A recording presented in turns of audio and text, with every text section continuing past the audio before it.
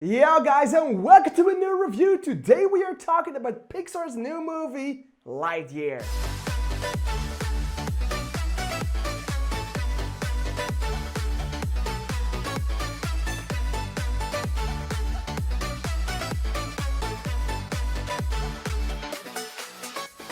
Alright, so Pixar is back in movie theaters with a new movie called Lightyear about the character Buzz Lightyear we all know and love from Toy Story 1, 2, 3, 4, Small Fry the short movie, Toy Story of Terror the short movie, and every other fucking short movie with Pixar in it, and even Cars and other cameos included.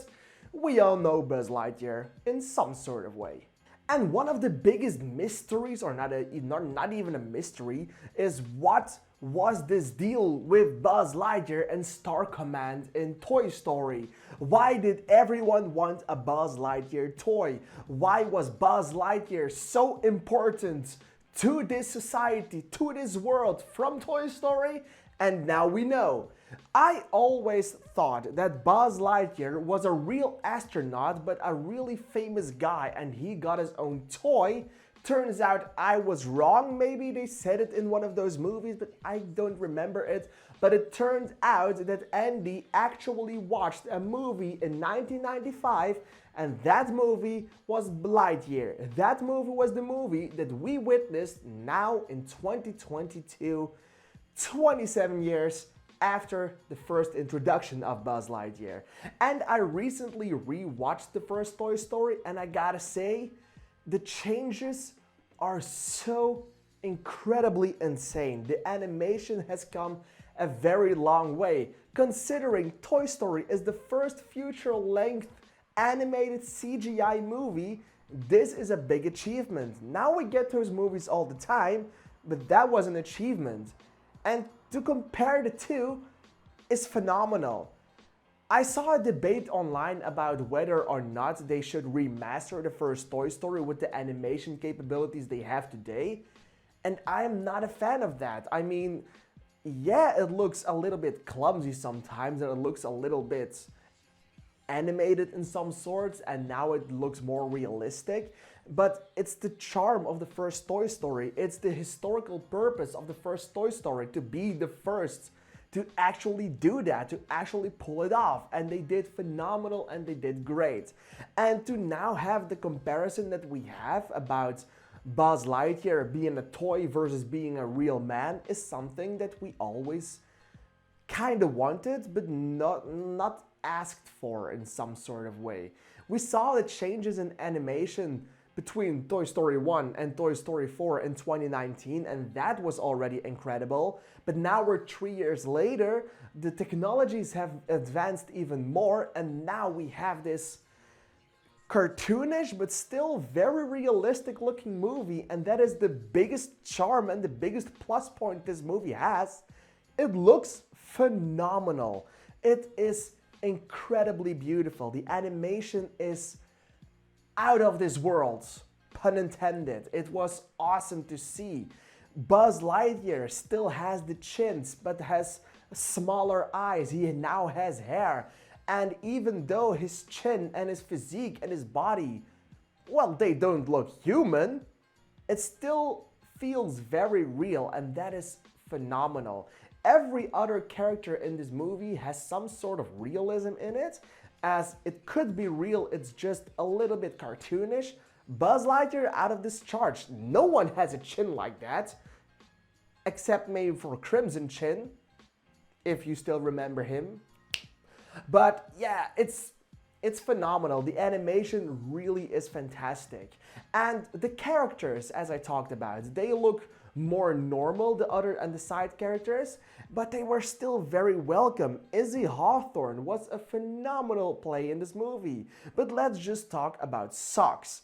We all know Socks was just made for the merchandising and just made to have this friendly, funny sidekick, but it worked in every single possible way.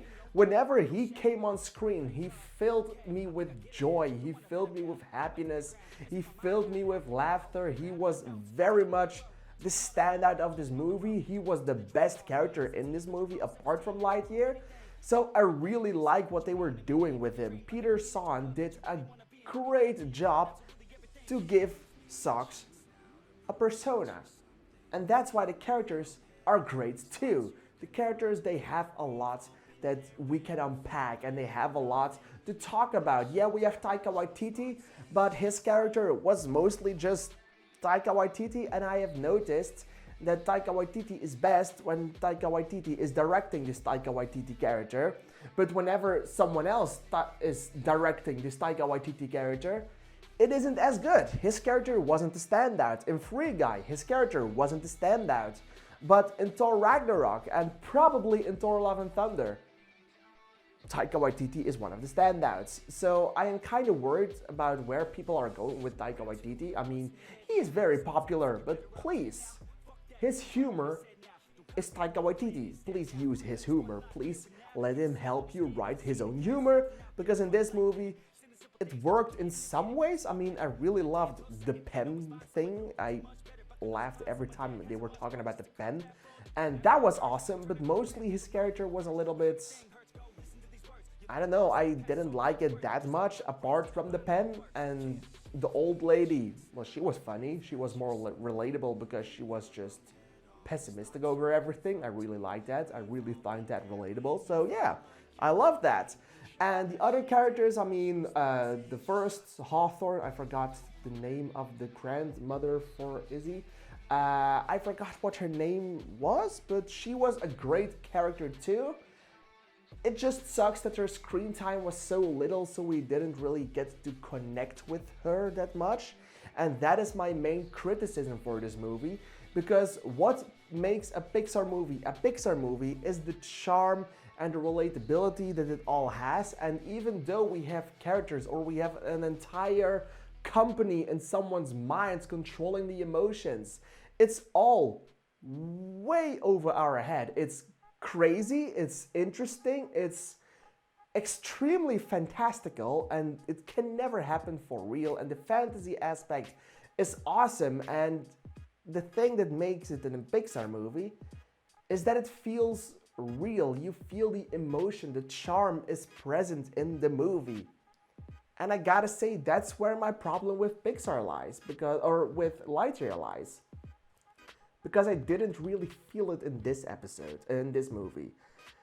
There was charm, but it was not a tear bringer. And not every Pixar movie has to be a tear bringer, and not every movie has to make you cry like Up or WALL-E did. But I still feel like Pixar should keep that level of charm that they always had, instead of going the more blockbuster routes. Like, this movie mostly feels like a movie that a studio like Illumination or Warner Bros. Animation could make too. As I feel that Up or WALL-E or Inside Out or even Cars are more movies that are significant for Pixar. And I don't think any other animation studio could have done that movie. With this one, I think another animation studio could have done it. There's charm, but not a Pixar kind of charm, if you know what I mean. It was good.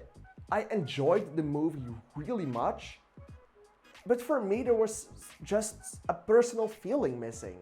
And normally with all these movies, I got that personal feeling. Even Turning Red, a movie that I didn't really love that much, I still felt the charm. And I still felt that Pixar feeling in that. In Lightyear, it is present, but it's mostly in the back, and the adventure and the story and the grand scale of everything is put more up front. And I don't know if that's the best way to go for this movie, but it's also not the worst way to go over this movie, considering we all know the Pixar theory where everything happened for real and everything is connected and it's one giant big multiversal thing or something like that. It's a giant timeline. This movie, literally the first words are, "This is that movie." So this is just a movie based in a Pixar world, but it's not in the Pixar world. It didn't happen for real. So maybe that's why this movie is less Pixar than a normal Pixar movie. So maybe I just have to let go of that feeling, that I needed more personal feeling with this movie. Because the story is great. The villain twist in the end, it's a fun callback to Toy Story 2, but it's also different and I kinda saw it coming. So it was a bit more predictable than a normal movie from Pixar is, but I still liked it. I missed the personal feeling, but that doesn't mean that this movie isn't very great overall. I may have given it only 3 stars and it may deserve more, but I rank on Letterboxd based on my personal feeling, and my quality score is for IMDb and for my YouTube reviews. So yeah, my score for this movie is kinda low, but in the end, this movie still is 793 out of 1000 or a 7.9 out of 10. It's still really good. And if you are one of these people review bombing this movie because you think it shouldn't include 2 women kissing, well, grow the fuck up, please. How did you like Lightyear? Please let me know in the comments down below, because I'm really excited to hear your opinion on this movie.